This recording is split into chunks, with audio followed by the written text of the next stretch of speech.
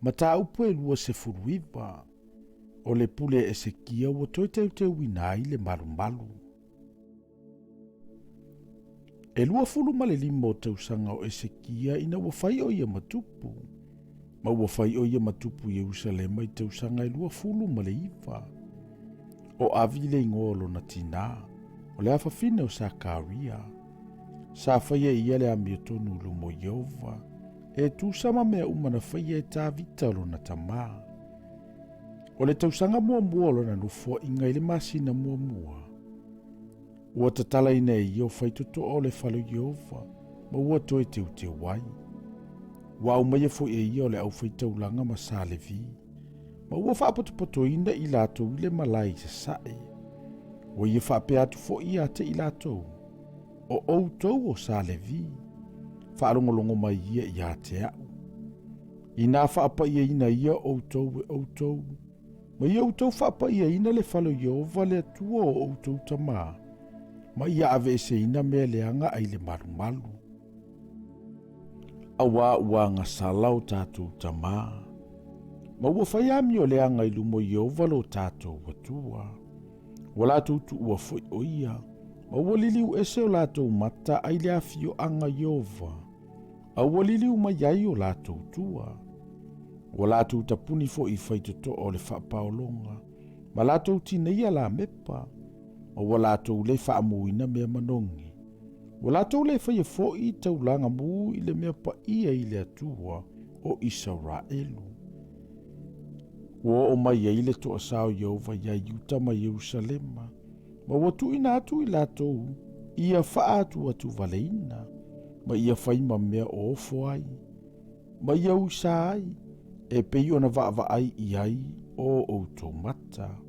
Whauta foi. Ua whasia o tātou tamai le pelu. O tātou watali i foi. Ma o tātou wafafine. Ma tātou wava. Ua avea whatanga tautaua ona o le nei mea. O le nei. O iai i lo uloto. E o sile whengainga mai Yehova le atuo Israelu. Ina ia mawai ese ia te i tātou le toa sātele. O le nei. O watali ie. A watou te whaatamala. A wā ua filifilia o tau Yehova tau te tutuio na luma. E au auna ia te ia. Ma ia avea o tau ma au auna ia te ia. Ma whaamu wai mea manongi. O na tutua i leo sa levi. O mākata le atali o amesai. Ma yo elu le atali o asaraia. O isi o le whanaunga sako ato. Ma ni o le whanaunga merari. O kiso le atali o opeti. Ma asaraia le atali o ia le elu. O lo sa kere so na foi. O yo a le atali o sema. Ma e tena le atali o yo a. O isi o le whanaunga e Elisa whanu. O se Mary. Ma ia yelu. Ma nisi o le whanaunga a Safo. O Sakaria. Ma Matania. Ma nisi o le whanaunga a Hemana. O ia yelu. Ma Semi. Ma nisi o le whanaunga a Iutana. O se Maia ma Asielu. Wa lātou whaapotopotoina o lātou uso. O whapa ia ina i lātou e i lātou. Wo mai i lātou e tusa ma le poloa i ngale tupu. I le afionga Yehova. E whaama mai le whalo Yehova. O na ulu atu leo le au whaitaulanga i totonu o le whalo Yehova. E whaama mai. Ma ua lātou au mai le loto au le whalo Yehova o me leanga umma. Na lātou wiloi le malu Yehova. O na talia i le sa le vie ave i fafo i le alia o Ketarono. O le aso mua o le masina mua. Na lātou amatai o na whapa i eina. O le aso valu fo i o le masina o lātou o ai le whapa o longa o le whale o Yehova. O whapa i eina i lātou le whale o Yehova i aso e valu. O le aso e se fulu ma le ono le masina mua. Na wha umai. O na lātou urufale mai lea ia Esekia le tupu ma ua whape mai. Ua wha mamaina i mātou le whale umo Yehova. Ma le whata e whai ei taulanga mu. Ma ona ipu uma. Ma le laulau a reto e laulau ina i luma. Ma ona ipu uma. O ipu mafo ina whaaleanga ina le tupu a asailo na Nofoaiga I lana angasala. O mātou saunia, o whapaiaina, whauta fo'i, o iluma le whatawhaitaulango Yehova. O na tūlai le tai o lava le tupu Esekia, mana whapato ina ali o le ai, ma lātou woa e le whalo Yehova. Wa lātou au mai fo I povi e fitu, ma mamo e po e fitu, ma tamai mamo e fitu, ma oti po e fitu. E whai mataulanga mo le angasala, ona o le malo, ma le malu ma yuta. O ia whai atu fo I le au Faitauina, o le whanaunga Arona. Ia whai ai taulanga muilunga o le whata Faitauina o Yehova. O na lātou whawhasi e le opovi, ma uatalia le toto le au Faitauina, ma sausau wai I le whata Faitauina.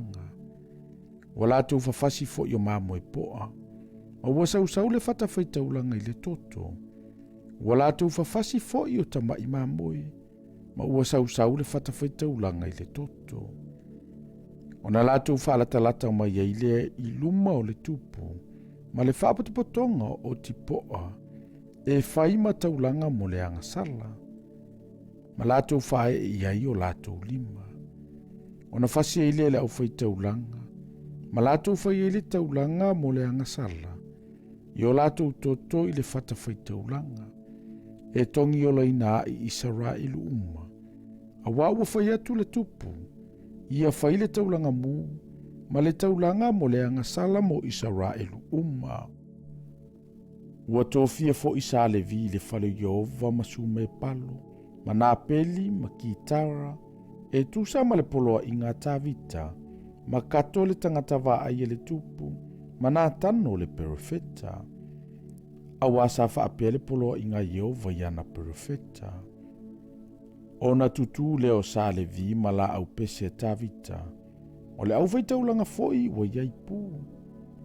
O whai atu foi Esekia, ia whai le taulanga mū I le whata Faitauina. O le itu la wa amatai o na whai o le taulanga mū. Wa amatai o na pese ia Yehova, ma pū ma la au pese, na saunia e tāvita le tupu Israelu. O na ifole o le whaputuputonga uma, ma ua pepese le au pepese, ma ua ilipu le au ilipu.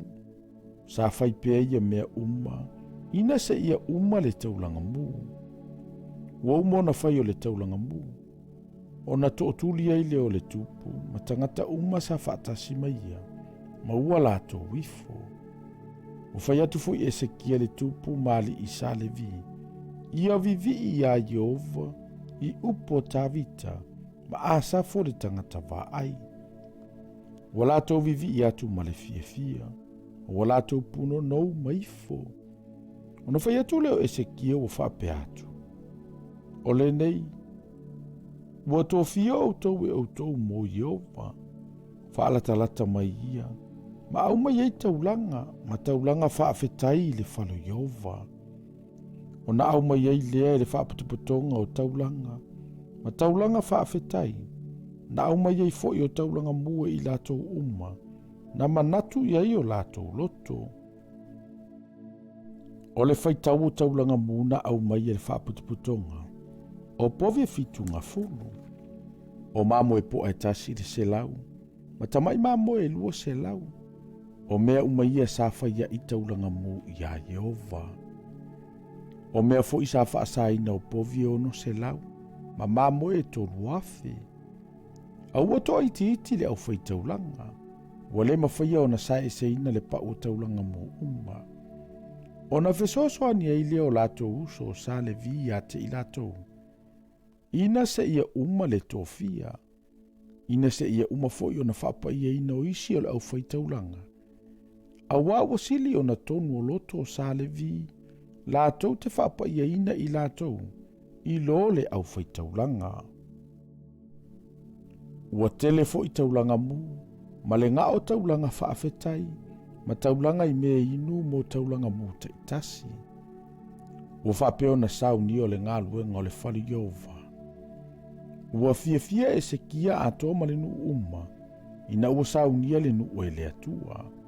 auā sa faafuaseʻi ona fai o lenei mea.